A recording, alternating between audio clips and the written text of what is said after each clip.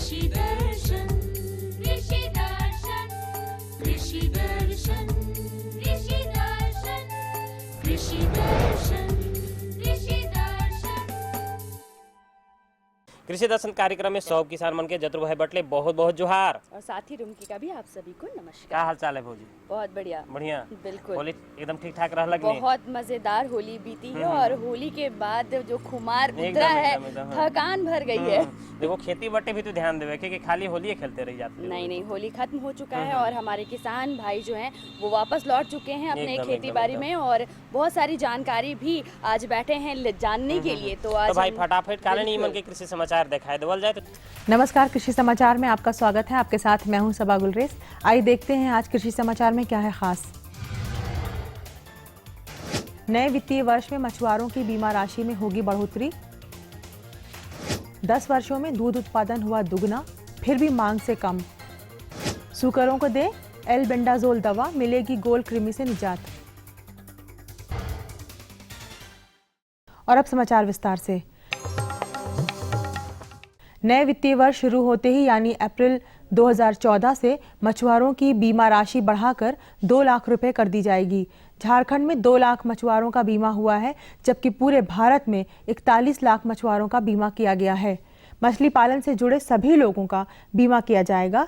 एक ही परिवार से कई लोगों का बीमा भी हो सकता है। इसके लिए उनकी उम्र 18 से 70 साल के बीच होनी चाहिए। झारखंड में प्रतिवर्ष दूध उत्पादन में बढ़ोतरी हुई है। वर्ष 2002-2003 से वर्ष 2012-2013 तक दूध का उत्पादन लगभग दुगना हो गया है। वर्ष 2002-2003 में दूध का कुल उत्पादन 9.51 लाख टन होता था, जो वर्ष 2012-2013 में बढ़कर 17.90 लाख टन हो गया है। हालांकि अभी भी दूध का उत्पादन वार्षिक औसत खपत से कम है। मांग से अधिक दूध उत्पादन करने की दिशा में एक सकारात्मक कदम है नेशनल डेयरी डेवलपमेंट बोर्ड के साथ MOU करना। सूकरों को अंता परजीवी खासकर गोल कृमि से बचाने के लिए पशु चिकित्सक की सलाह से हर 4 से 6 महीने के अंतराल पर एल्बेंडाजोल नामक दवा दें। खाने के प्रति जब सूकरों की रुचि कम हो जाए, भूख न लगे और उनका बढ़वार रुक जाए तो समझे वह अंतः परजीवी कृमि के प्रकोप से ग्रसित है। इस समस्या से सूकरों को निजात दिलाने के लिए पशु विशेषज्ञ की सलाह है। अंतःजीवी जो परजीवी होते हैं सूकरों में इसका प्रकोप काफ़ी होता है। ये अंतः कृमि जो होते हैं, गोल कृमि या राउंड कृमि, ये जो होते हैं, इससे बचने के लिए जो है रेगुलर रूप से आप डिवर्मिंग करें। 4 महीने या 6 महीने में एक कृमिनाशक दवा अवश्य दे दें। इसमें बाज़ार में बहुत सारे कृमिनाशक दवा हैं, जैसे एल्बेंडाजोल और फेर्मेंडाजोल नामक दवा बाज़ार में उपलब्ध है, जो आप डॉक्टर की सलाह लेकर के रेगुलर रूप से 4 महीने या 6 महीने के अंतराल पर सभी पशुओं में, सभी सूकरों में इसमें आप डिवर्मिंग कर सकते हैं और इस अंतः कृमि जो होते हैं उसके प्रकोप से बचा जा सकता है। राज्य के किसान अगर सब्जी फसल भिंडी की गर्मा खेती करना चाहते हैं तो फरवरी से मार्च तक फसल लगा सकते हैं। कृषक बंधु भिंडी के बेहतर उत्पादन के लिए परभनी क्रांति, पूसा A4, अर्का अनामिका और संकर किस्मों में सोनल या सारिका नामक उन्नत प्रभेद लगाएं। भिंडी की ग्रीष्मकालीन खेती के लिए गैर संकर किस्म लगाना हो तो 15 से 20 किलो बीज प्रति हेक्टेयर की दर से लगाएं और संकर किस्मों के लिए 2.25 से 3.5 किलो बीज प्रति हेक्टेयर की दर से उपयोग करें। भिंडी के बेहतर उत्पादन के लिए सामान्य किस्मों में परभनी क्रांति, पूसा A4, अर्का अनामिका या वर्षा उपहार लगाएं, जबकि संकर किस्मों में सोनल या सारिका लगाएं। सामान्य किस्मों की उपज 150 से 200 क्विंटल, जबकि संकर किस्मों की उपज क्षमता 250 क्विंटल प्रति हेक्टेयर है। किसान भाई, आप अपने खेत में बीज और खाद का छिड़काव करने के लिए ट्रैक्टर चालित बीज एवं खाद छिड़काव यंत्र का इस्तेमाल कर सकते हैं। इसे 25 से 30 अश्वशक्ति के ट्रैक्टर से आसानी से चलाया जा सकता है और इसके बॉक्स में एक बार में 2.5 से 3 क्विंटल बीज या खाद डालकर छिड़काव किया जा सकता है। चलिए आज उस कामयाब किसान से मिलते हैं जिनके लिए बेहतर उत्पादन का मूल मंत्र है हर काम को निर्धारित समय पर पूरा करना। एक किसान है जो अपने कृषि कार्य के प्रति इतने सजग हैं कि खेती बाड़ी से जुड़े हर छोटे बड़े काम को पूरी तत्परता के साथ निर्धारित समय में पूरा कर लेते हैं। समय की यही पाबंदी इन्हें हर फसल से अच्छी उपज दिलाने में इनकी मदद करता है। आज ये हमारे साथ हैं, तो आइए इनसे मिलते हैं। खेती से मेरा पढ़ाई सब कुछ चल रहा है और घर का जो भी स्थिति है सबको मैं ही देखता हूँ। साल में मैं 2.5-3 लाख रुपये। और अब एक नज़र राज्य के 5 प्रमुख शहरों के मौसम के मिजाज पर।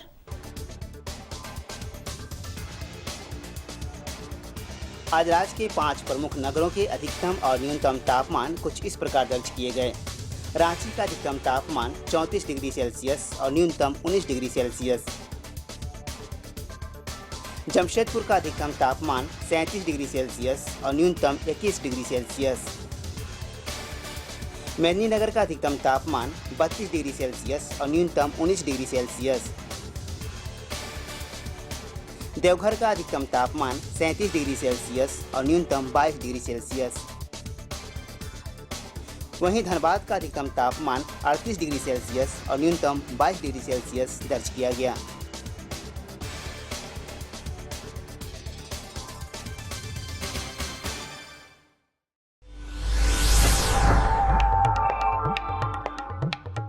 और अब मंडी भाव में आइए नजर डालते हैं अनाजों के भाव पर।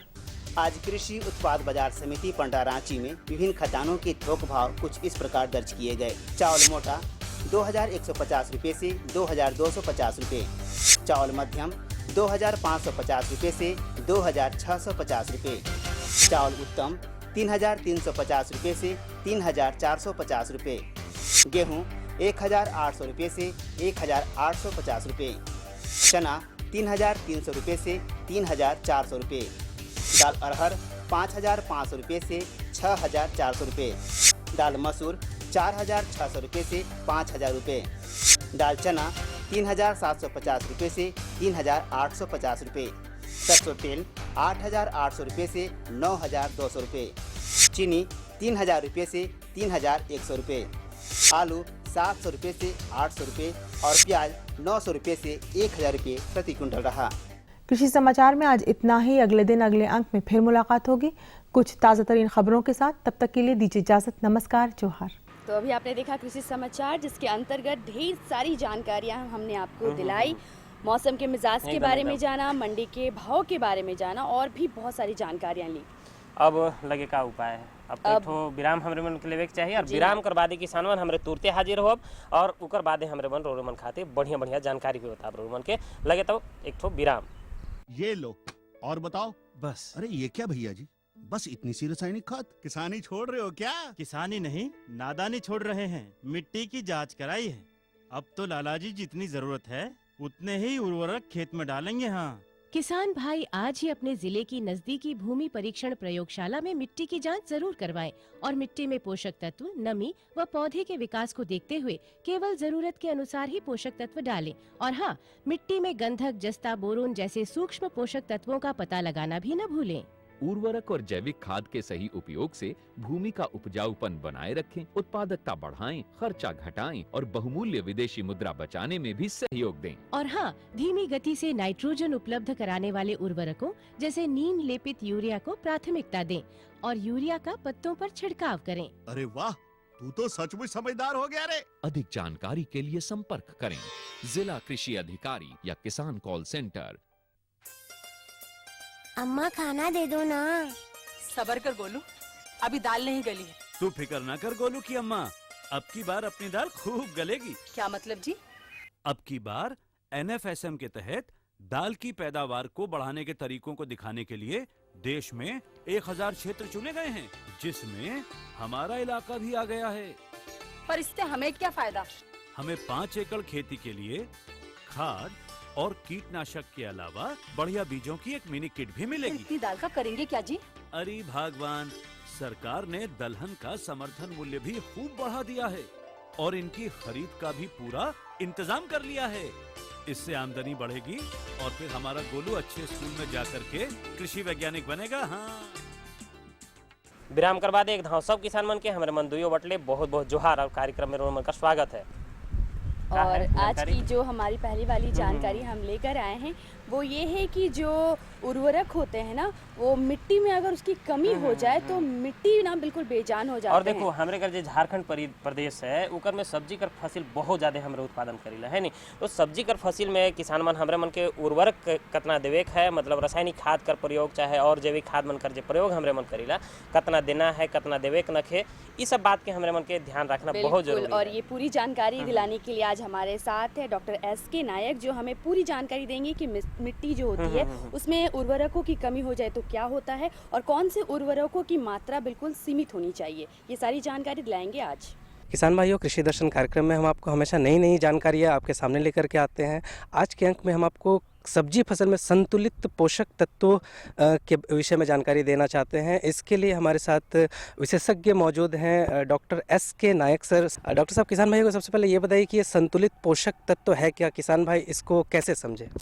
हाँ, अगर हम देखेंगे सब्जी फसलों में मुख्यतः हमारा 16 पोषक तत्व चाहिए उसकी वृद्धि के लिए।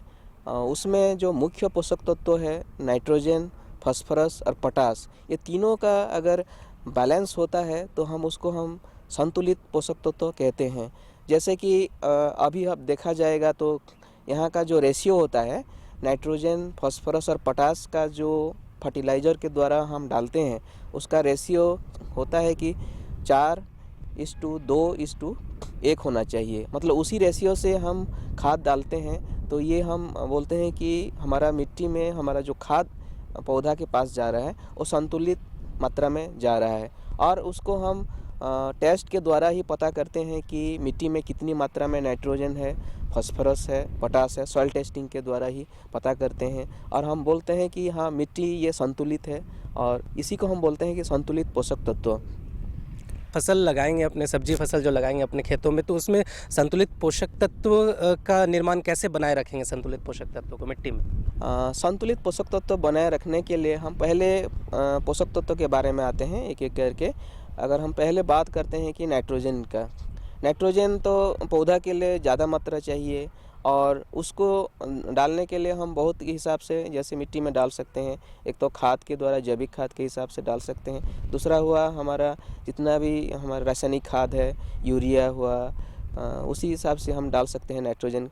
और ये देखा गया है कि अगर मिट्टी में डालते हैं तो उसका बहुत ही लॉसेस भी होता है, क्योंकि अब देखेंगे अगर हम यूरिया डाल देते हैं उसका जब अगर गर्मी पड़ता है, धूप पड़ता है, ऐसे अगर ज़मीन में फेंक देते हैं तो उसका जो नाइट्रोजन है वो गैस की तरफ वायुमंडल में चला जाता है, वो एक लॉस होता है। दूसरा और है कि जब बारिश होता है, बारिश के टाइम में आप उसके पहले खाद डाल दिए होते हैं, मतलब यूरिया डाले होंगे, तो जब बारिश होता है तो पहले तो है इरोजन होता है, जो मिट्टी का ऊपर सतह होता है वो धो के चला जाता है, उससे लॉस होता है। दूसरा हुआ जब ज़्यादा बारिश होता है तो हमारा जो मिट्टी में है बहुत ही पोर स्पेसेस होता है, छोटा छोटा पोर होता है, उससे क्या होता है पानी पोर के स्पेसेस अंदर चला जाता है और जितना भी हमारा जो घुलनशील है, नाइट्रोजन घुलनशील होता है, उसका नीचे की तरफ हमारा जो ग्राउंड वाटर है उसी में पॉल्यूटेड होता है। जैसे हम बोलते हैं कि नाइट्रेट पॉल्यूशन है, हमारा ग्राउंड वाटर में ज़्यादा नाइट्रेट है तो वो लीचिंग बोलते हैं, वो और एक ठो लॉस होता है। तीसरा है कि लॉस होता है कुछ इमोवेल है, जैसे कुछ घुलनशील को अघुलनशील भी हो जाता है मिट्टी में। उसी हिसाब से हमारा 3 मुख्य लॉस है, उस लॉस को हमको मैनेज करना पड़ेगा कि उसी हिसाब से अगर बारिश के टाइम होता है तो उसको बॉन्ड दे के ज़मीन को रखना पड़ेगा, मतलब जो हमारा ऊपरी सतह है उस मिट्टी को बचाए रखना पड़ेगा। दूसरा हुआ अगर वोलेटिलाइजेशन हो रहा है, जैसे अगर वायुमंडल में चला जाता है तो हम उसमें मिट्टी में काफ़ी तरह कुछ भी मिट्टी का जो है नमी स्तर ठीक रखना पड़ेगा। नमी अगर अच्छा होगा तो ये हमारा लॉसेस भी काफ़ी मात्रा में घट जाता है। फिर दूसरी हम बात करते हैं फास्फोरस की, जो सेकंड मुख्य पोषक तत्व है फास्फोरस है। फास्फोरस अगर हम कोई खाद डालते हैं, जैसे है हमारा DAP है, DAP घुलनशील होता है, DAP अगर डालते हैं तो DAP से क्या होता है कि जितना भी हम मात्रा डालते हैं उसकी हार्डली हमारा 10% ही 5 से 10% जो है घुलनशील है वो पोषक तत्व पौधा को मिलता है। तो उसको डालने के लिए यहाँ झारखंड के मिट्टी है अम्लीय मिट्टी है। अम्लीय मिट्टी में ये देखा गया है कि कोई भी अगर खाद डालते हैं, फॉस्फेटिक फर्टिलाइज़र डालते हैं, वो तुरंत ही उसमें मिट्टी में जकड़ लेता है और मिट्टी उसको छोड़ता नहीं है और अघुलनशील हो जाता है। उस अघुलनशील को घुलनशील करने के लिए यहाँ अम्लीय मिट्टी में चूना की बहुत ज़रूरी है प्रयोग। चूना चाहिए। चूना की मात्रा है हमारा 3 से 4 क्विंटल प्रति हेक्टेयर के दर से हम यहाँ डालते हैं और ये डालने के बाद हमारा जो पीएच का मात्रा है थोड़ा बढ़ जाता है। बढ़ने से ये हमारा जो अघुलनशील फास्फोरस है घुलनशील होता है। इस हिसाब से फास्फोरस का हम मेंटेन कर सकते हैं। तीसरी जो मुख्य पोषक तत्व है पोटास है। पोटास भी एक बहुत ही आवश्यक होता है पौधे के लिए और जितना भी हम खाद इसमें जो रासायनिक खाद डालते हैं इसमें है म्यूरेट ऑफ पोटास है, सल्फेट ऑफ पोटास है और ये जब डालने के बाद जैसे हम कोई मिट्टी में डाल देते हैं पोटास डालते हैं तो ये भी उसका काम है कि पहले घुलनशील होता है, घुलनशील से धीरे धीरे अघुलनशील की तरफ जाता है। और पोटास का ऐसा है कि यहाँ एक बफर होता है। मिट्टी तो एक बफर के जैसा काम करता है। मिट्टी में हमारा एक रिजर्व होता है, पोटास का एक रिजर्व होता है। अगर उस रिजर्व से जैसे है कि हम पोटास नहीं डाल रहे हैं, ज़मीन में पोटास नहीं डाल रहे हैं, तो क्या करता है पौधा उसी जो रिजर्व से फूड से उस पोटास होता है उसी से लेता रहता है। अगर हम पोटास उसी रिजर्व हमारा जो होता है उसमें अगर नहीं रिप्लेनिश करेंगे, मतलब उसमें और डालेंगे नहीं, तो ये हमारा सिम्टम उसका कमी दिखेगा। तो पोटास की मात्रा बहुत ज़रूरी होता है डालने के लिए मिट्टी में। और उसका जो लॉसेस है ज़्यादातर कि लीचिंग लॉस होता है। जैसे अगर कोई बारिश होता है, एक तो है इरोजन मिट्टी का धो के चला जाएगा, पोटास उसी में चला जाता है। दूसरा हुआ जो ज़मीन के अंडरग्राउंड में वो लीचिंग लॉस होता है। इसको बचाए रखने के लिए हम काफ़ी मात्रा में जैविक पदार्थ मिट्टी में डालना पड़ेगा। मिट्टी के जो है जो सतह है ऊपरी वाला सतह को हमको बचाए रखना पड़ेगा इरोजन से और इसी हिसाब से हम हमारा जो मिट्टी का उर्वरता बनाए रखेंगे। और हाँ, ये जो मैं तीनों चीज़ जो बताया नाइट्रोजन, फास्फोरस और पोटास, ये तीनों का जो है फर्टिलाइज़र हम मिट्टी में डालना है। साथ ही साथ जैविक पदार्थ हमारा जो मिट्टी में बहुत कम मात्रा में पाए गए हैं उसके लिए हम जैविक खाद का भरपूर प्रयोग करना चाहिए। 10 से 20 टन प्रति हेक्टेयर के हिसाब से हमें यहाँ जैविक खाद हमारा सब्जी खेती में चाहिए।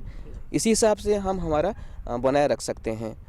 ये बताइए कि किसान भाइयों को इस संतुलित पोषक तत्वों के प्रबंधन से सब्जी फसल में उनको क्या लाभ होगा, क्या फ़ायदे हैं इसके? हाँ, ये बहुत सारा फ़ायदा है क्योंकि अगर हम संतुलित मात्रा में देते हैं, पहला जो मुख्य होता है कि उसमें वृद्धि बढ़वार अच्छा होता है, जो फल का साइज है बढ़ता है।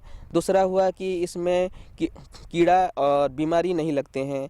इससे हमारा काफ़ी जो है यील्ड की मात्रा है बढ़ जाता है और जो फल में हमारा जो स्वाद होता है अगर संतुलित होगा तो उसमें स्वाद आता है।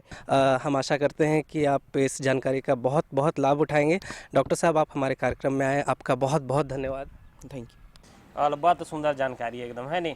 और अब तो किसान मन के संगे संगे हम हो जाएंगे भाई कि कितना सब्जी का फसल अगर हम लगाती तो कितना मात्रा में उर्वरक मन का प्रयोग करें। बिल्कुल, तो अब जल्दी जल्दी बता दीजिए कि हम दूसरी वाली जो जानकारी लेकर आए हैं वो क्या है। दूसरा जानकारी तो जरूर देव, लेकिन भाई हमारे मन के संदेश भी जान लेना जरूरी है। और गर्मी का मौसम हमारे मन कर अब शुरू हो गलक और खेती बाड़ी हमारे मन करते रहिला तो कर में जल प्रबंधन कितना करना जरूरी है से हमारे मन के जाने के बहुत जरूरी है। तो एक बारे में अब हमारे मन एडो संदेश के देख ले।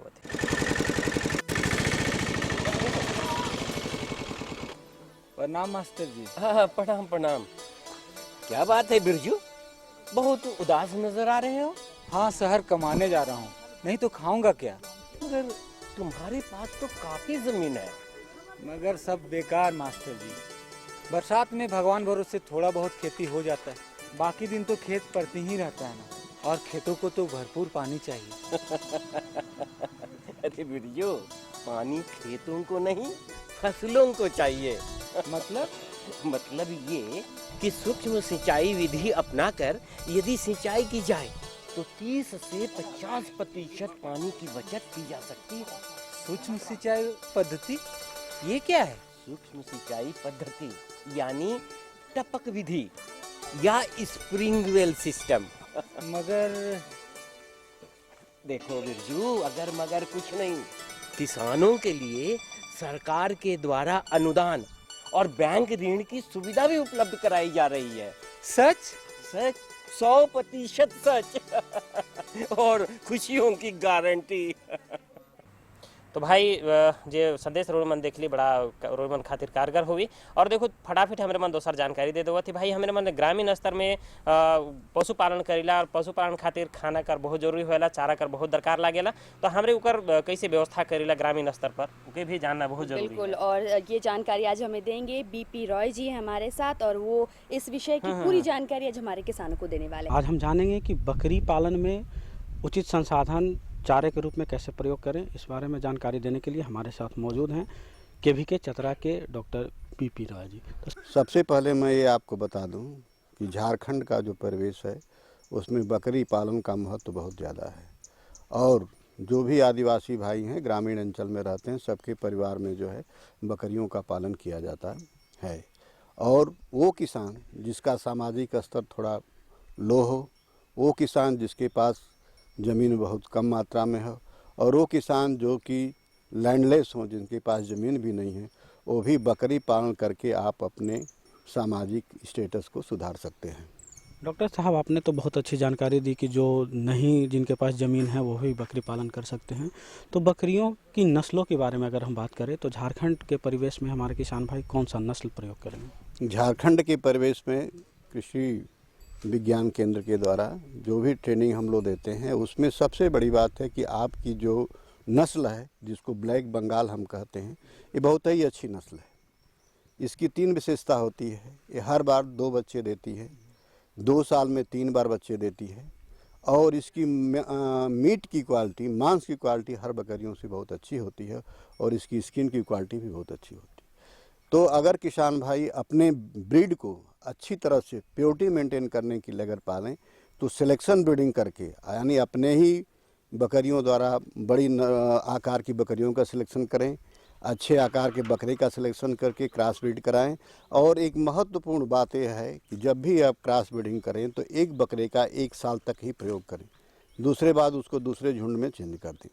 रही बात कि बकरियों के विकास की बात, साइंटिफिक तरीके से उनकी परवरिश की बात, तो अगर नस्ल सुधार का कार्यक्रम कर सकते हैं तो बिरसा एग्रीकल्चर यूनिवर्सिटी द्वारा जो है बिटिल नस्ल के बकरे से ब्लैक बंगाल की बकरी का क्रॉस कराने के बाद अगर नस्ल सुधार करते हैं तो जो ब्लैक बंगाल के 1 साल में ग्रोथ जो है 12 से 15 केजी होती है, वो ग्रोथ 1 साल में 15 से 20 केजी मिल सकती है। जो ब्लैक बंगाल की दूध देने की क्षमता 200 से 250 ग्राम है, उसमें भी वृद्धि हो सकती है।